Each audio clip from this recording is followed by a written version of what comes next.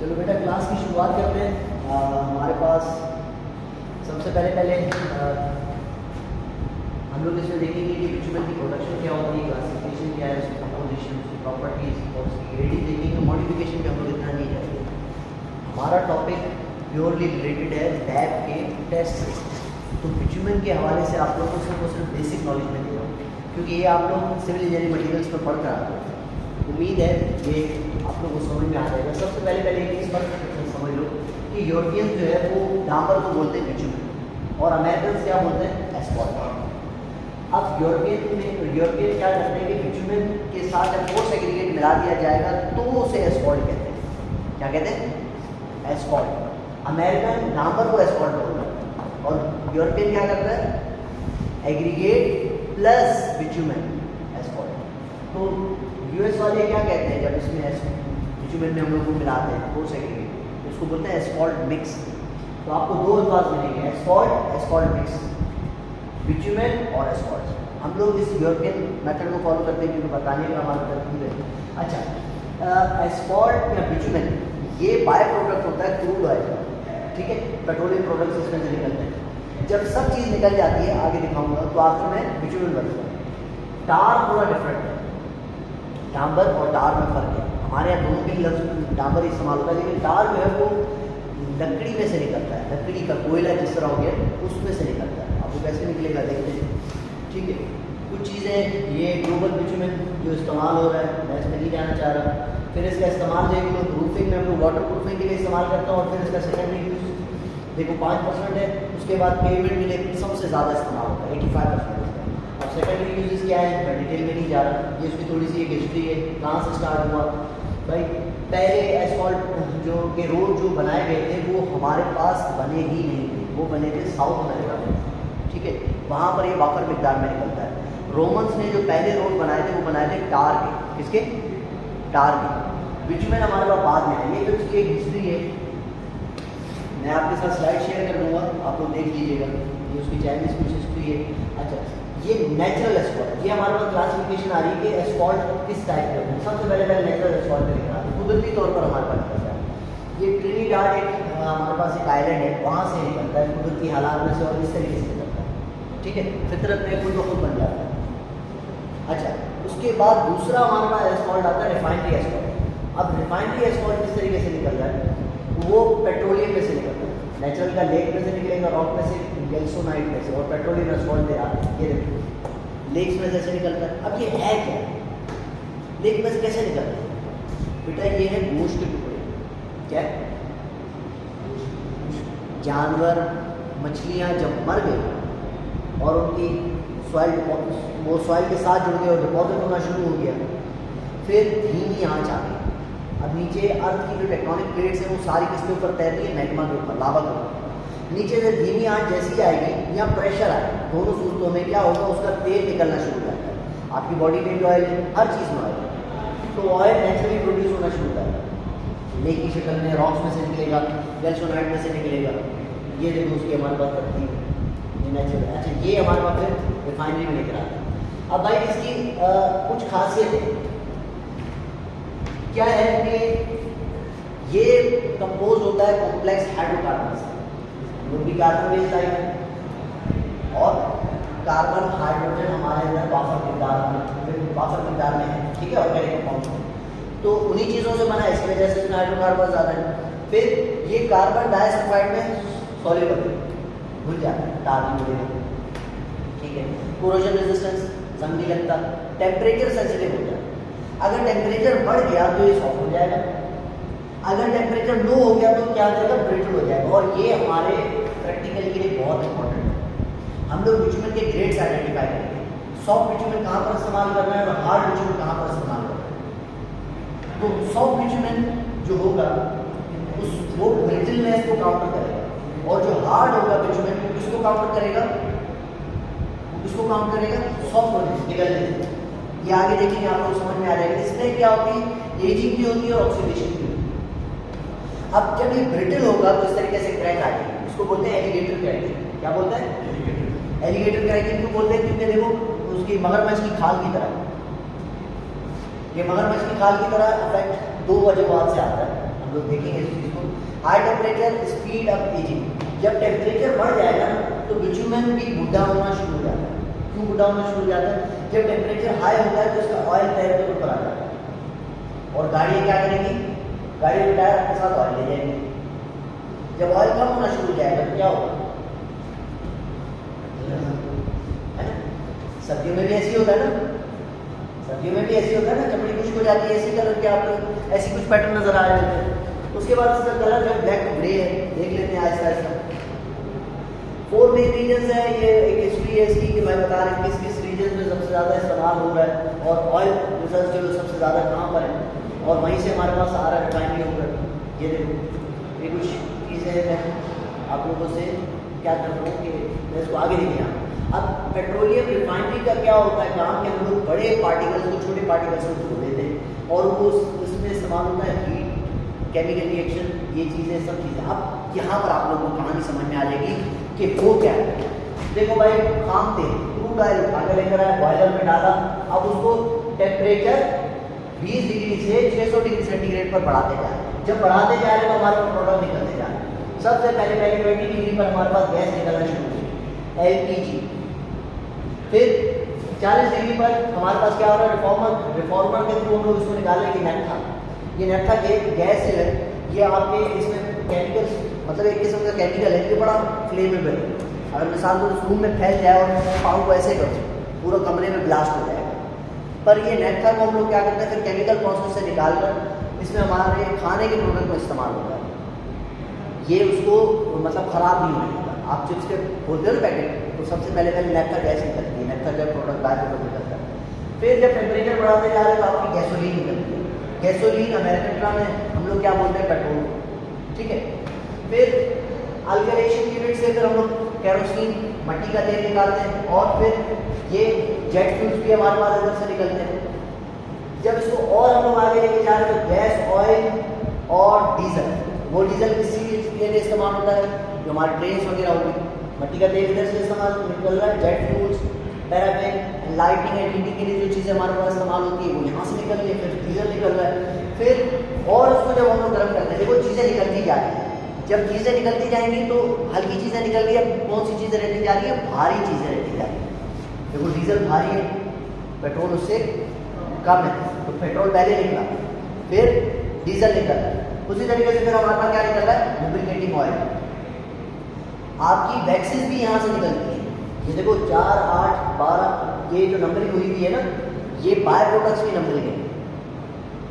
तो इसके तकरीबन 150 से अबव हम लोग बाय प्रोडक्ट निकाल सकते हैं, लेकिन प्रैक्टिकल जो होते हैं वो तकरीबन हमारे पास 50 to 52 है, 53 है, मैं जहन से निकल गया।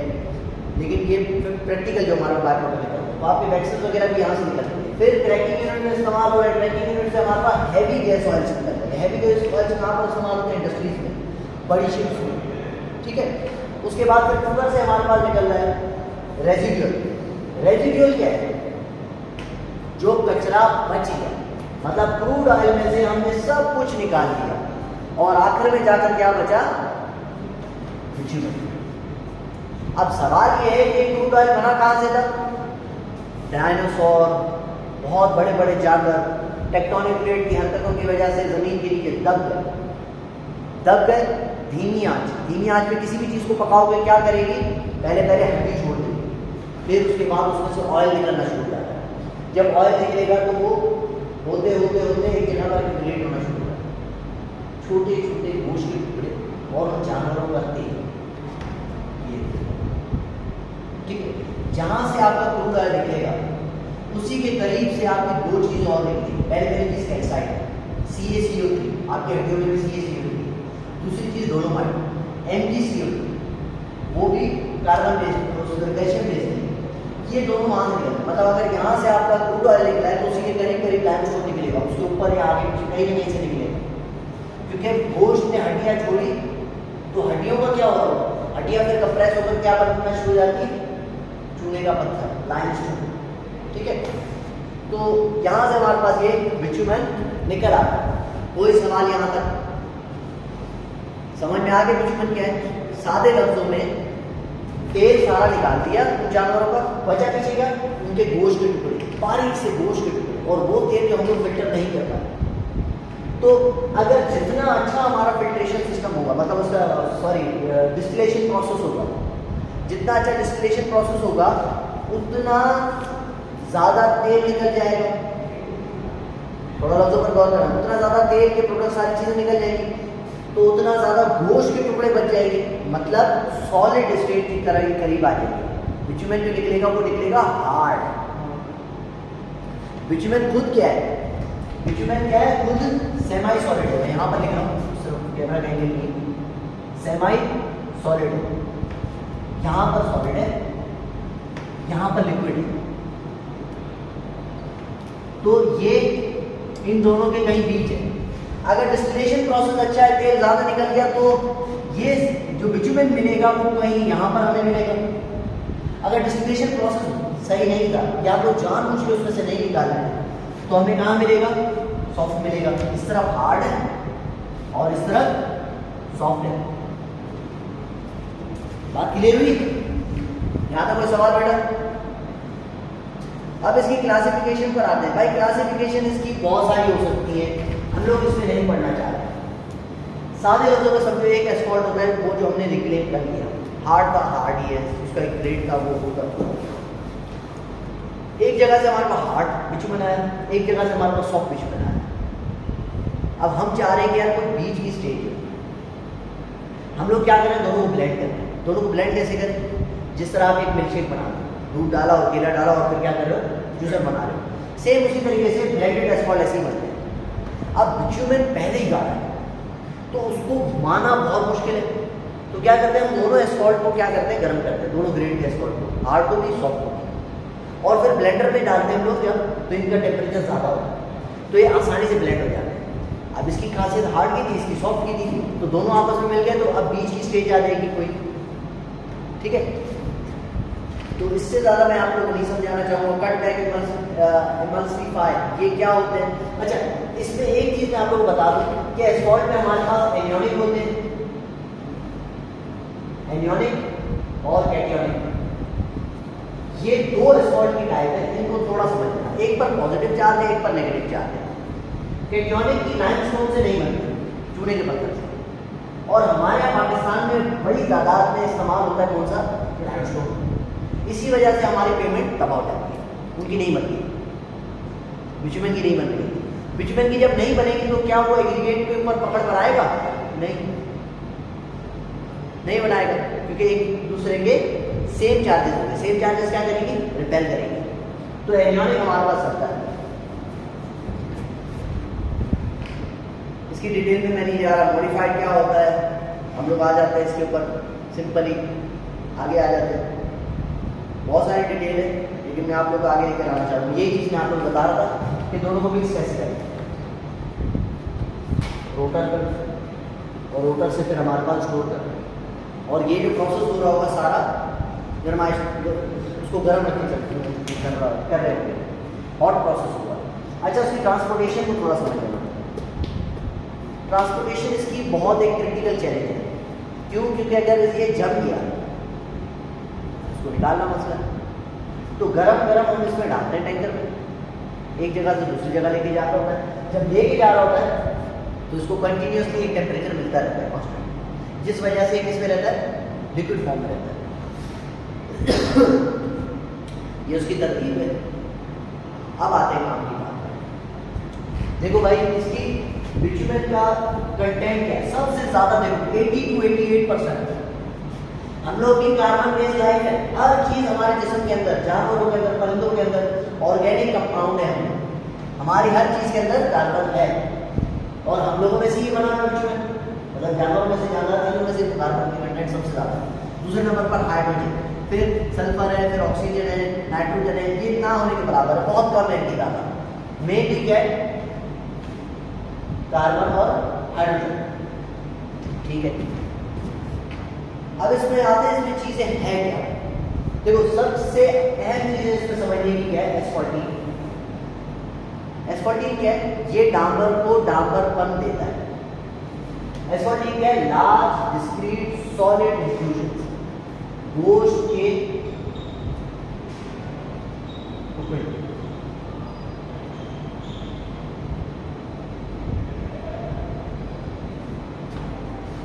गोश्त के टुकड़े, एस्फाल्टीन।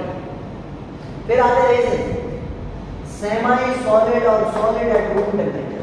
ये वो गोश्त के टुकड़े हैं जिनके गिर्द तेल है, बिल्कुल बारीक गोश्त। ये थोड़े बड़े हैं, ये बिल्कुल बारीक है जो तेल के साथ मिक्स हुए।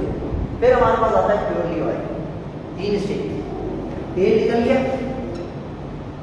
वो जो बिल्कुल टूट चुके थे, बारीक हो चुके थे, वो जो बिल्कुल नहीं। ये 3 चीजों का फर्क है। अब इन 3 चीजों को हम लोग क्लासिफाई करते हैं। बिटुमेन को क्लासिफाई करने के लिए ये लोग एक कॉन्सेप्ट लिख रहा है, सैचुरेट, एरोमेटिक्स, रेजिन, एस्फाल्टीन। सारा एक मेथड है इनमें क्या चीज, ये 3 ही। बड़े गोश्त के टुकड़े एस्फाल्टीन, छोटे गोश्त के टुकड़े रेजिन, और जो तेल ऑयल जो निकला इसको हम लोग सारा मेथड से क्लासिफाई करने की कोशिश करते हैं। भाई सारा क्या है, कलरलेस लिक्विड है, सैचुरेट्स कलरलेस लिक्विड है, एरोमेटिक येलो और रेड लिक्विड है, रेजिन ब्राउन जेल है, एस्फाल्टीन डार्क ब्राउन और ब्लैक सॉलिड है। देखते हैं क्या ये पहले इसकी शक्ल देखो। एस्फाल्टीन गोश्त का टुकड़ा, रेजिन का शेल, बड़े टुकड़े के गिर्द छोटे छोटे गोश्त के टुकड़े और वो तेल से जुड़े। इस तरीके से गोश्त का, और भी एक तस्वीरें दिखा देता हूँ, फिर आप लोगों का ज़हन और क्लियर हो जाएगा। ये देखो एस्फाल्टीन इस तरीके से बड़े गोश्त के टुकड़े। फिर हमारे पास सैचुरेट्स को अगर ऑब्जर्व करो, बिल्कुल बारीक बारीक लाइन, ठीक है। रेजिन्स क्या करेंगे, रेजिन्स एस्फाल्टीन के गिर्द घूम रहे होते हैं, बड़े गोश्त के टुकड़ों के साथ छोटे छोटे गोश्त के टुकड़े होते हैं। एक और देखो, सोल टाइप में, जेट टाइप में और सोल जेट टाइप, ये 3 इसकी टाइप्स है। मैं इसमें डिटेल में नहीं जा रहा, आप लोग पीछे ले आता हूँ। ये काम की चीज़ है जहाँ से इसकी तस्वीर भी ले लेना, ठीक है। यहीं से हम लोग अपने टेस्ट प्रैक्टिकल्स को स्टार्ट करेंगे, जो हमारे पास प्रैक्टिकल है। अगर सारा की कंटेंट 5 से 20% होती है इसमें, एस्फाल्टीन की एरोमेटिक्स की 40 से 65%, रेजिन्स की 15 से 20% और एस्फाल्टीन की 5 से 25%। इनकी कंटेंट आगे पीछे जब होगी तो हमारे पास तय होगा कि हार्ड बिटुमेन है या सॉफ्ट बिटुमेन है। अब आप लॉजिकली बताओ, हार्ड बिटुमेन में क्या चीज ज्यादा होगी?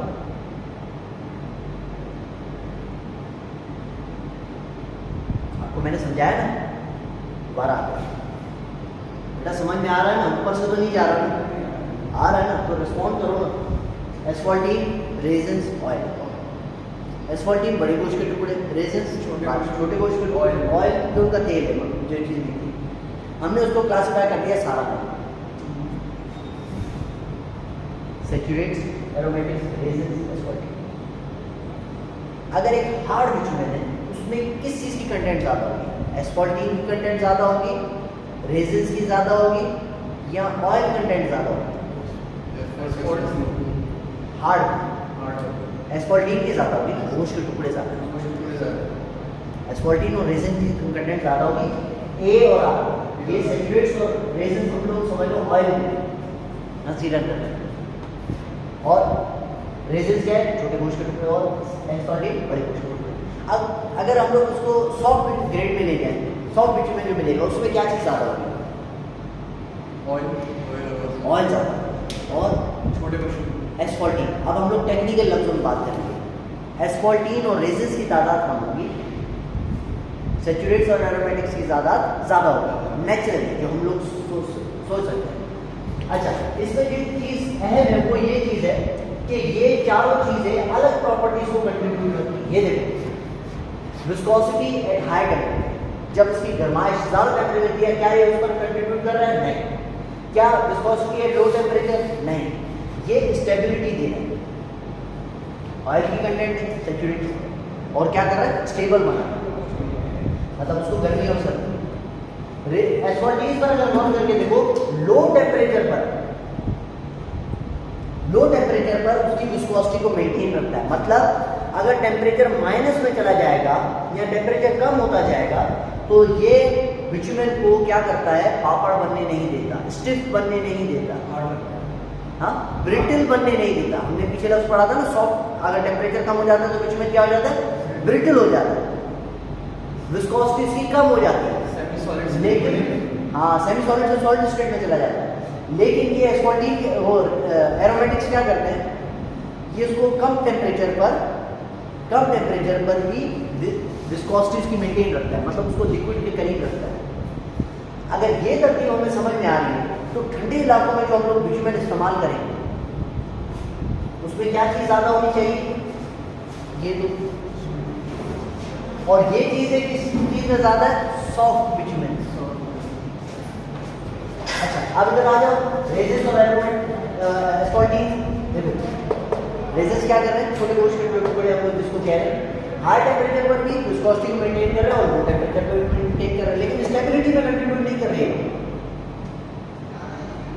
ठीक है, स्टेबिलिटी में क्या कंट्रीब्यूट कर रहे हैं, नहीं, पर यह हमें फायदा दे हाई टेम्परेचर में भी लो टेम्परेचर में। इसी वजह से सुबह के टाइम पे ठंडे इलाकों में, गिलगित बल्तिस्तान वाले इलाकों में अगर टेम्परेचर दिन में ऊपर चला जाता है और रात में फिर नीचे आ रहा होता है, इस तरीके से टेम्परेचर के जो कर्व बन रहे होते हैं, उसमें ये रेजिन्स क्या करते हैं, बिटुमेन को इंटैक्ट रखते हैं। समझ में आया?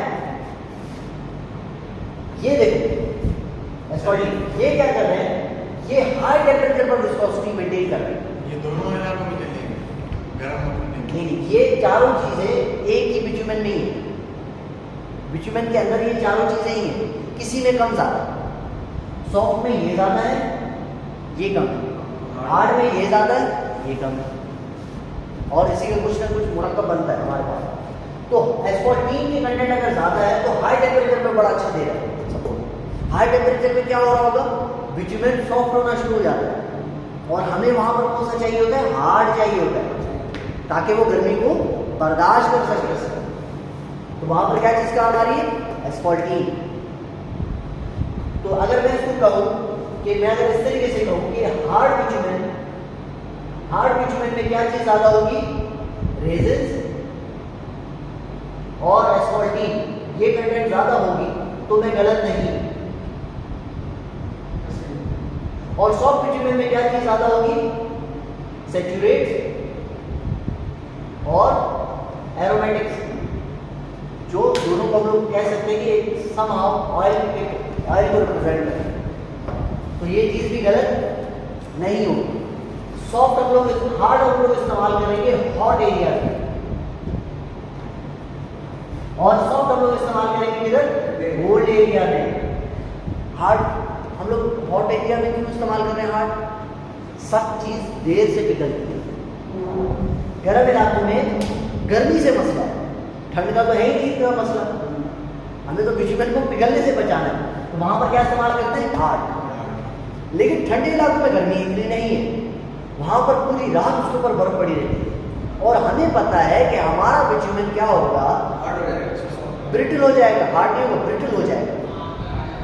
ब्रिटल मतलब कड़क, ब्रिटल का मतलब क्या होता है, कड़क पर।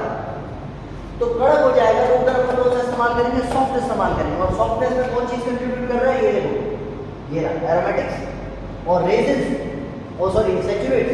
क्यों, क्योंकि ये सैचुरेट स्टेबिलिटी देती है, उसको स्टेबल रखते हैं।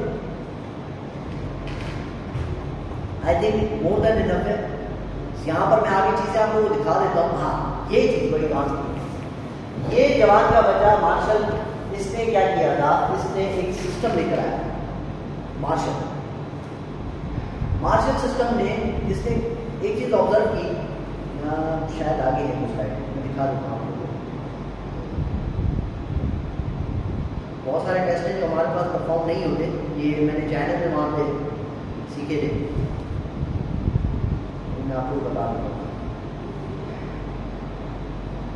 इसमें मार्शल का जिक्र नहीं है। मार्शल ने क्या किया, मार्शल एक पूरा एक सिस्टम लेकर आया ना। वर्ल्ड वॉर 2 में क्या हो रहा था, अमेरिका की जो बेसिस थी, कोई बर्तानिया में है, कोई फिलीपीन में, कोई कहाँ पर है, कोई कहाँ पर है, हर जगह पर टेम्परेचर डिफरेंट था। तो वो लोग जब बिटुमेन इस्तेमाल कर रहे थे तो वो बिटुमेन क्रैक कर रहा था। उस टाइम ये तस्वर भी नहीं था कि डांबर में भी कोई फर्क हो सकता है ग्रेड का। मार्शल पहला बंदा था जिसने एक सिस्टम इंट्रोड्यूस करवाया। उसने बोला भाई बिटुमेन में फर्क है, एक हार्ड बिटुमेन, एक सॉफ्ट बिटुमेन, जो मैं आप लोगों को सारी कहानी बता रहा हूँ। वहीं से सारी स्टार्ट की 1945 के बाद। तो इसमें हम लोग क्या करते हैं, सबसे पहले वो टेस्ट लेकर आया जिसको बोलते हैं पेनिट्रेशन टेस्ट। अब पेनिट्रेशन टेस्ट में उसमें हमारे पास क्या एक चीज स्टैंडर्ड है, 100 ग्राम का वजन, एक सुई है, इस तरीके से एपरेटस है हमारे पास, ये तो इससे हमारा एपरेटस नहीं है, ये चाइनीज प्रोडक्ट है। तो उस एपरेटस में हमारे पास एक सुई है, उसके ऊपर हम लोग 100 ग्राम वजन रखते हैं और उसके नीचे सैंपल रखते हैं। ये टेस्ट हम लोग परफॉर्म करेंगे और 5 सेकंड तक हम लोग क्या करते हैं, उस नीडल को पेनिट्रेट होने देते हैं। अगर हार्ड बिचुमेन होगा तो सुई कम अंदर जाएगी या ज़्यादा अंदर जाएगी? कम अंदर जाएगी हार्ड बिचुमेन। अगर सॉफ्ट होगा तो सुई ज़्यादा अंदर चली जाएगी। तो इस पेनिट्रेशन से हम लोग अंदाजा कर सकते हैं कि बिचुमेन सॉफ्ट है या हार्ड है। ये नहीं करो बेटा। तो उसके बाद हम लोग नेक्स्ट चीज़ पर आते हैं कि दूसरा जो टेस्ट हमारे पास है, ये मैं आप लोग को परफॉर्म कराऊंगा। विस्कोसिटी टेस्ट, एब्सोल्यूट विस्कोसिटी, इन पर हम लोग नहीं आएंगे, आगे चल रहे। सॉफ्टनिंग पॉइंट का टेस्ट। दूसरी चीज़ ये लेकर आया कि भाई मान लिया मैंने कि बिचुमेन हार्ड है। हार्ड तो बहुत सारे बिचुमेन है, हार्ड बिचुमेन की भी फिर एक क्लासिफिकेशन है ना। मुझे बिचुमेन इस्तेमाल करना है अपने शहर के टेम्परेचर के अतबार से। सिडनी में 51 डिग्री पड़ता है, मुझे वहां पर जो रोड बनाना है वो 51 डिग्री से ऊपर का बनाना है, मतलब 60 डिग्री 65 डिग्री उसका टेम्परेचर हो, मतलब बर्दाश्त कर सके। क्योंकि 51 डिग्री अगर बाहर का टेम्परेचर है तो पेमेंट में पढ़ कर क्या होगा, पेमेंट का टेम्परेचर और ज़्यादा बढ़ जाएगा, है ना। तो इसका तरीकेकार क्या बनाया, इसमें ये तरीकेकार बनाया कि एक रिंग है और उसके ऊपर एक बॉल है। अब ये जो बॉल है ये 3.5 ग्राम की बॉल है। हम लोग क्या करते हैं, इसके अंदर रिंग के अंदर पहले सैंपल बनाते हैं, 2 रिंग्स रखते हैं। इसके रिंग के अंदर हम लोग सैंपल बनाते हैं, सैंपल के ऊपर फिर हम लोग ये रिंग को सेंटर में होल्डर होता है सैंपल, ये उस पर प्लेस करते हैं और फिर बॉल को प्लेस करते हैं और फिर इसको उठाकर इसमें सॉफ्टनिंग पॉइंट के एपरेटस में हम लोग रख देते हैं। यहाँ पर पहला सैंपल, यहाँ पर दूसरा सैंपल। फिर हम लोग क्या करते हैं, थर्मोमीटर ऊपर से लगा होता है, हम लोग एक कांस्टेंट हीट दे देते हैं और टेम्परेचर हर मिनट में नोट कर देते हैं। तो जब बिचुमेन को एक खास टेम्परेचर मिल जाता है तो बिचुमेन क्या होना शुरू हो जाता है, सॉफ्ट होना शुरू हो जाता है। जब वो सॉफ्ट होगा तो वो बॉल को थामे रखने की सलाहियत हार जाती है और फिर बॉल क्या होती है, ड्रॉप होना शुरू हो जाती है और सरफेस पे टच हो जाएगी। हम लोग वो टेम्परेचर नोट कर लेंगे। लेट्स से हमारे पास 50 डिग्री सेंटीग्रेड पर ये बॉल टच करेगी, दूसरी बॉल हमारे पास टच कर गई 52 डिग्री सेंटीग्रेड पर। हम दोनों की एवरेज लेंगे, 50 + 52 डिवाइडेड बाय 2 बराबर हो जाएगा 51 डिग्री सेंटीग्रेड। भाई सिडनी में भी 51 डिग्री सेंटीग्रेड पड़ रहा है और हमारा बिचुमेन भी 51 डिग्री पर सॉफ्ट हो रहा है। क्या इस्तेमाल करूंगी? नहीं, इससे ज़्यादा चाहिए। अब हमारे पास एक थंब रूल है, थंब रूल बता रहा हूँ, इंजीनियरिंग प्रिंसिपल नहीं। हम लोग क्या करते हैं, ये जो हमारी रीडिंग आई है इसको 2/3 से डिवाइड कर देते हैं। तो 51 डिग्री को मल्टीप्लाई करो, 2/3 से मल्टीप्लाई कर देते हैं, डिवाइड कर देते हैं। तो ये हमारे पास है 0.666। 51 को मल्टीप्लाई कराओ 0.666 से, तो क्या आंसर आ रहा है बेटा? ये सर 51 मल्टीप्लाई बाय 0.666 33.966। ठीक है, मतलब मैं इसको इक्विवेलेंट कर सकता हूँ 34 डिग्री सेंटीग्रेड। मतलब अगर 51 डिग्री सेंटीग्रेड इसका सॉफ्टनिंग आया है, थंब रूल है, क्या है थंब रूल, तो हम लोग इसको आइडियली अगर 34 डिग्री सेंटीग्रेड मैक्सिमम टेम्परेचर जहाँ पर हो रहा है वहाँ पर इस्तेमाल करें तो ये बहुत अच्छा रहेगा। क्यों? क्योंकि हमारे पास साल कितनी ज़्यादा है, 51 में से 34 निकालो तो कितने बच रहे हैं? 51 में से 34 निकालो, 17 डिग्री का हमारे पास प्ले है। 17 डिग्री तक हम लोग उसको अलाउ करें। बाहर अगर टेम्परेचर 34 डिग्री है तो उसके ऊपर पड़ता रहेगा तो पेमेंट के पास एक गुंजाइश है 17 डिग्री में। ठीक है, तो ये टेस्ट हम लोग दूसरा परफॉर्म करेंगे आज। उसके बाद हाँ, ये थोड़ा सा डिफरेंट है, हम लोग इसको ये परफॉर्म नहीं करेंगे, मैं आपको और दिखा देता हूँ।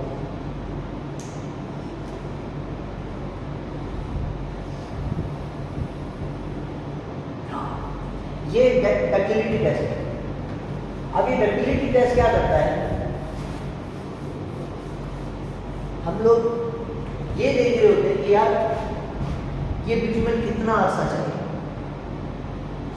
10 साल के लिए, 15 साल के लिए, 20 साल के लिए जब हम लोग डिज़ाइन कर रहे होते हैं तो हम लोग उसी हिसाब से मटीरियल ले रहे होते हैं। अब डक्टाइल प्रॉपर्टी क्या होती है, सबसे पहले इलास्टिक जोन आता है। आपने किसी भी चीज़ पर स्ट्रेस डाला, छोड़ा, वो वापस अपनी शेप में आ गई।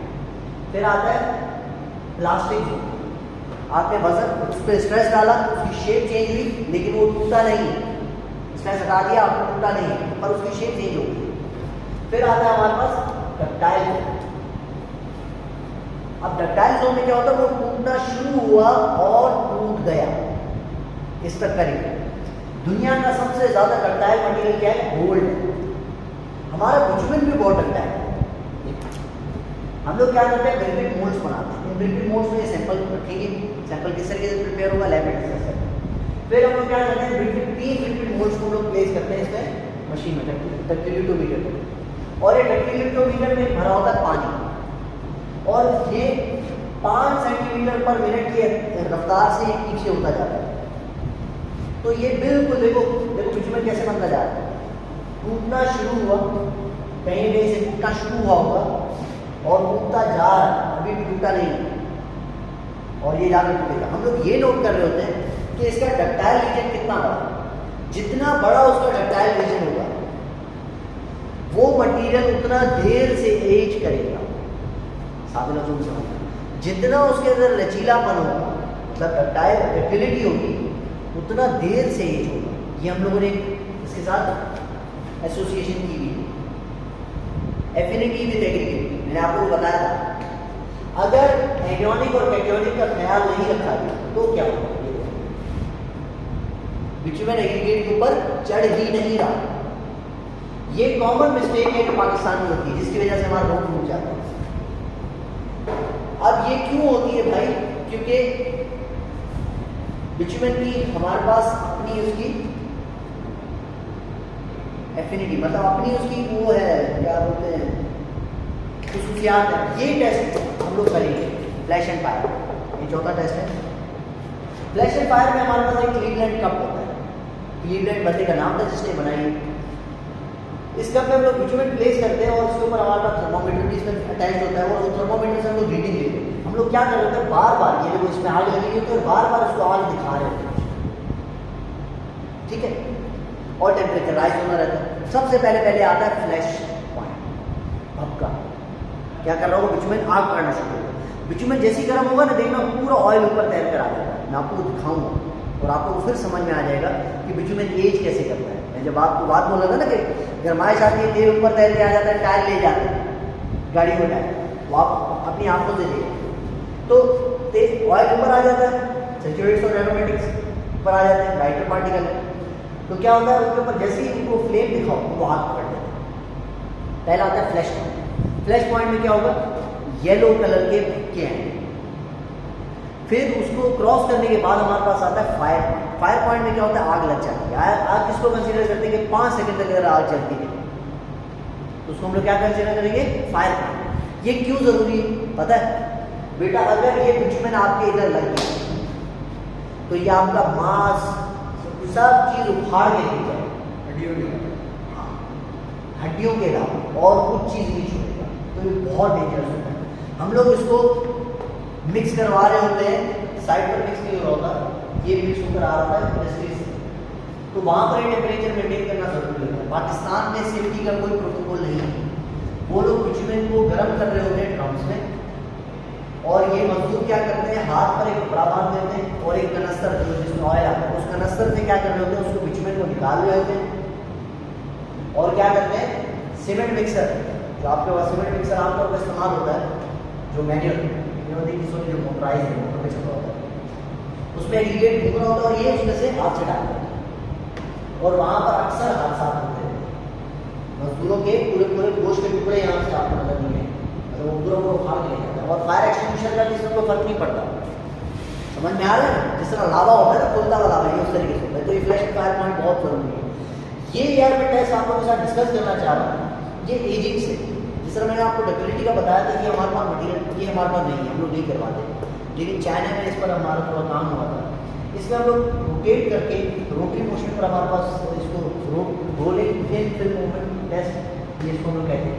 ये एजिंग और हार्डनिंग के हिसाब से हम लोग क्या कर रहे होते हैं, उसको 15 साल का 20 साल का जो उसका अरसा है ना उसको सिमुलेट करने की कोशिश करते हैं। साथ ही दोस्तों में एक डिस्क है, उस पर हम लोगों ने क्या किया भाई, छोटी सी लेयर है बिटुमेन की, और वो बिटुमेन इसमें घूम रहा है मशीन। एक खास पॉइंट पर आता है उसको गरमाइश मिलती है, फिर दूसरे पॉइंट पर जाता है उसको गरमाइश नहीं मिलती, और वो ऐसे घूमता रहता है। तो दिन में ऐसी गरमाइश मिली, रात में ठंडक, गरमाइश ठंडक, गरमाइश ठंडक, गरमाइश ठंडक। इस साइकिल को हम लोग सिमुलेट करने की कोशिश करते हैं। सादा नजरों में लॉजिक है। फिर एपरेटस टू एपरेटस वेरी करता रहता है। ये देखो, इसमें फिर तरीके का डिफरेंट है। इसमें ये इस तरीके से घूम रहा है रोटरी मोशन में। दो हमारे पास क्या प्लेट्स वगैरह रखी हुई, उनके ऊपर बिटुमेन का सैंपल है, और ये इसके अंदर ओवन के अंदर घूमता रहेगा। Thin film movement test. ये एक और तरीका है रोलिंग, वो क्या था थिन फिल्म, ये rolling thin film movement test. इसमें रोल हो रहा है, ये कॉन्सेप्ट वही है। और मैं यहां पर इसको एंड करना चाहूंगा। अब हम लोग जाएंगे किसकी तरफ, किसी तरफ जाएंगे, ब्लैक की तरफ। ये छोटी सी चीज है, वक्त के एतबार से एजिंग में क्या चीज़ कितना रोल प्ले करती है। सैचुरेट्स का काम क्या था, स्टेबिलिटी का था, काफ़ी स्टेबल। पीछे वाली स्लाइड्स में यही था। एरोमेटिक्स का रोल देखो, एज होती जा रही है, टाइम के एतबार से कम होता जा रहा है, रीजन्स भी कम हो रहे हैं। एस्फॉल्टीन की कंटेंट थोड़ी बहुत बढ़ जाती है, क्यों? क्योंकि ये दोनों कम होना शुरू होता है। ऑयल गाड़ियाँ लेती जा रही है, छोटे गोश्त के टुकड़े कम हो रहे हैं लेकिन इतने नहीं, तो पीछे रह क्या जा रहा है रिलेटिव, और बिटुमेन फिर ब्रिटल होना शुरू कर रहा है। Thank you so much. अगर कोई सवाल है तो आप पूछ सकते हो। कोई सवाल है बेटा, समझ में आया भी है यहाँ से?